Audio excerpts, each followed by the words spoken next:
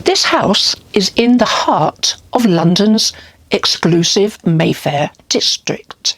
In 1959, a man broke in, stole some documents, and triggered off one of the greatest British sex scandals of the 20th century. The owner of this house was Margaret, Duchess of Argyll. And this is her story. Margaret Wigham was born in Scotland on the 1st of December 1912, just before her father moved the family to New York. He bought into a company producing artificial silk, which made him very, very rich. When Margaret was 14, George moved his family to London. He lavished boundless love and money on his only child.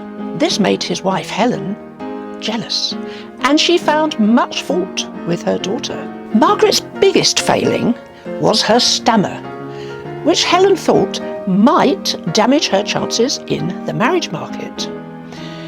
She took her to see a speech therapist called Lionel Logue.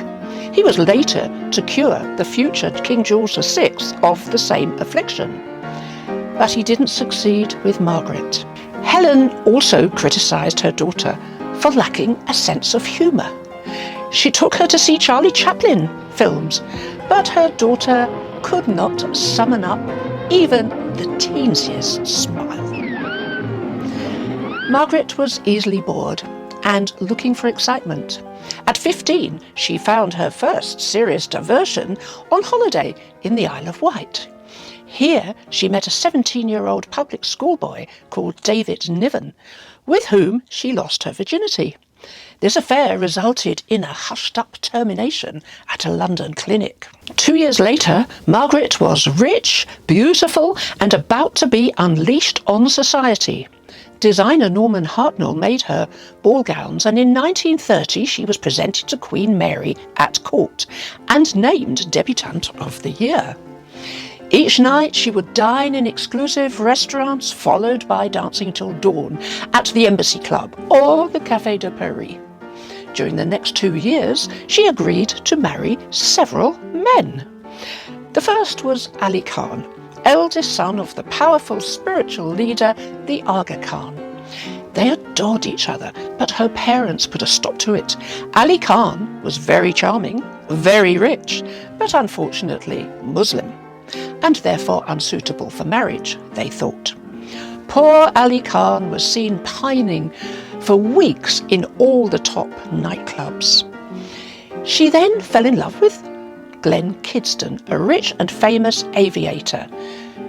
10 years older than her, he had a wife, a young son, and a reputation for womanizing and risky flying exploits.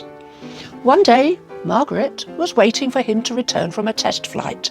She expected Glenn to announce his intention to divorce his wife and eventually marry her. Sadly, he crashed his plane and died. Margaret consoled herself with more dancing and more love pledging.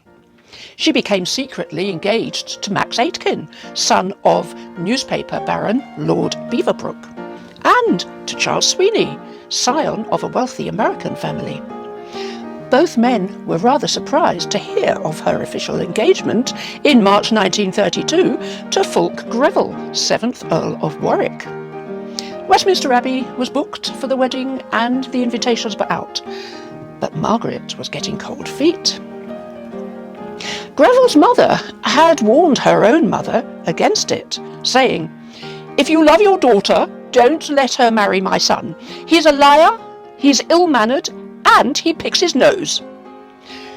But after the occasion when Margaret's parents entered a room and Greville did not move from his seat, George told his daughter that it was certainly not too late and actually advisable to cancel the wedding.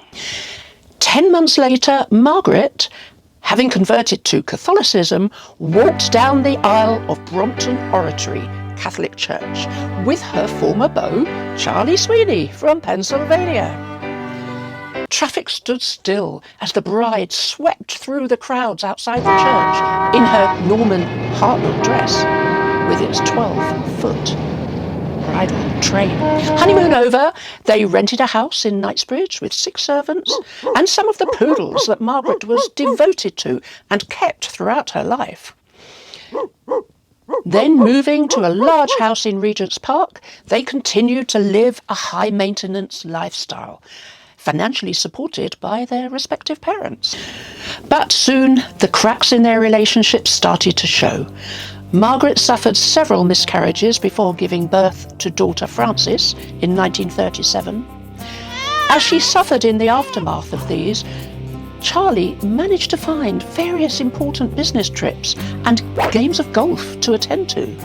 Then, after she recovered and picked up her social life, she could not leave the house without returning to a full interrogation by Charlie about which men she'd been seeing that day.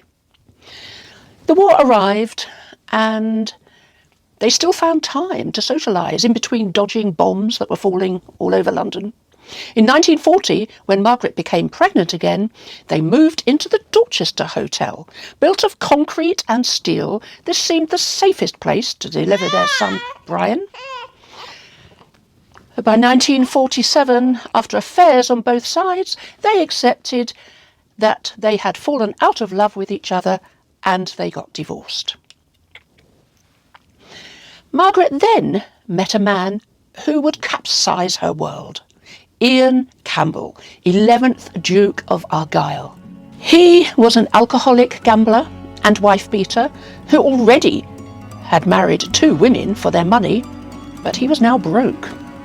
Margaret fell for his charm and his ability, once divorced, to bestow upon her the title of Duchess. In March 1951, they married in Caxton Hall, a venue much favoured by society divorcees at the time. Ian's charm soon evaporated, and his depressive, vicious nature emerged. He was hateful and hurtful at every opportunity. Margaret's father had bestowed thousands of pounds to restore his estate in Inverary Castle in Scotland, and Ian would stay there for weeks on end, brooding and developing his addiction to prescription drugs. While he was away, Margaret believed they had tacitly agreed upon an open marriage, and she enjoyed an exciting social life in her London house. In 1959, Ian Campbell decided to divorce his wife on the grounds of her adultery. To get evidence, he broke into her house and stole her diaries. There were some coded references in them which Ian translated as the names of her lovers. He also removed a stack of 13 Polaroid photographs. It took Ian's lawyers nearly 4 years to gather evidence before the trial began at Edinburgh High Court in February 1963.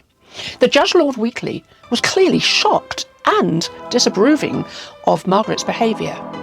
Ian had alleged that during the course of their 8-year marriage, she had taken a total of 88 lovers. But it was the Polaroid photos that damned her. 2 in particular. Both depicted a different naked man, cropped at the neck. You couldn't see their faces. One was of a man masturbating. The other headless man had his private parts obscured by the back of a naked woman's head, who was clearly pleasuring him. Margaret denied it was her, but her distinctive 3-strand pearl necklace gave her away. Ian's legal team compiled a list of likely suspects of the Headless Man that included actor Douglas Fairbanks Jr., government minister and Winston Churchill's son-in-law, Duncan Sands, and Baron Sigismund von Braun, the West German diplomat. Newspaper headlines screamed of the Dirty Duchess and the Headless Man. The trial was a sensation in both Britain and America. It all ended 3 months later. They never officially identified the Headless Man, but through circumstantial evidence, the Duchess was found guilty of adultery with a friend of hers called Peter Combe, a former press officer of the Savoy Hotel. Judge Wheatley took over 3 hours to read his judgment, in which he described Margaret as a completely promiscuous woman whose sexual appetite could only be satisfied with a number of men. Margaret didn't hear this description of her. She was in the Paris Ritz Hotel with her married lover, champagne at the ready, not believing that Ian would actually succeed in his claims. Life for Margaret started going downhill. Her society friends and her daughter refused to speak to her, and her money was running out. She cooked up various income-gathering schemes. She wrote her memoirs entitled Forget Not. Unfortunately, in them, she forgot to mention the famous sex scandal, so sales soon dwindled of her book. Then she started offering tours of her Mayfair house.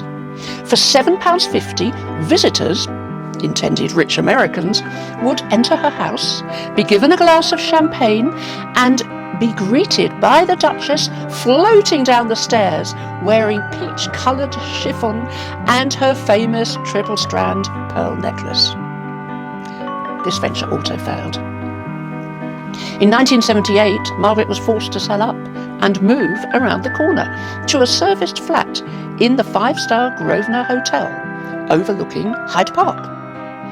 She paid rent of £20,000 per year, heavily reduced as Chairman Lord Forte thought she would lend the hotel a touch of glamour.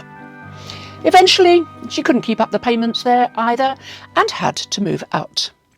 She spent the last few years of her life in St George's nursing home in Pimlico, expenses paid by her daughter Frances. Here she would sit immaculately groomed in her fading designer gowns and always the triple-strand pearl necklace. She kept up standards. At 12 o'clock each day, the staff would bring her lunch. "Take it away," she would command. "Only servants eat at 12 o'clock." And so she would sit and watch her food go cold, only deigning to pick at it when the clock struck 1.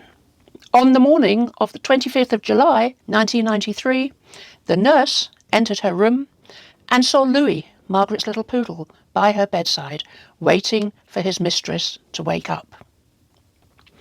But Margaret was never to wake up again. A group of 100 family and friends attended her funeral at the Jesuit church in Farm Street, Mayfair. Margaret, Duchess of Argyll, was buried in Brookwood Cemetery next to her first husband, Charles Sweeney. Now you might be wondering, who was the Headless Man? Nobody knows. At the time of the case, the smart money was on Douglas Fairbanks Jr. Although recently, Lady Colin Campbell, who knew Margaret, said she'd been told it was one of her lovers, called Bill Lyons.